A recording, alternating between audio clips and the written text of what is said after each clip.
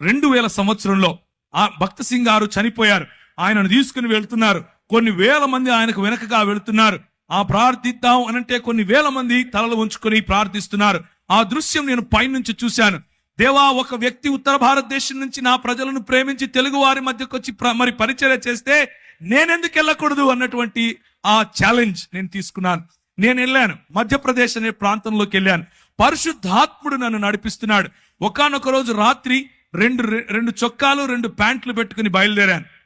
నాకు భాష రాదు, ఒక్కరు తెలియదు, ఆ ప్రాంతం తెలియదు, ఎక్కడుండాలో తెలియదు, ఏం చేయాలో తెలియదు. దేవుడు చెప్పాడు, నేను వెళ్ళాలి.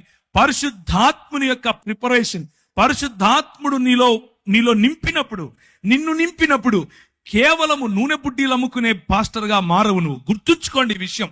పరిశుద్ధాత్ముడు నిన్ను తాకినప్పుడు నువ్వు ఛాలెంజెస్ తీసుకుంటావు. ఇంతవరకు సహోదరుడు ఆజాద్ చెప్పినట్లు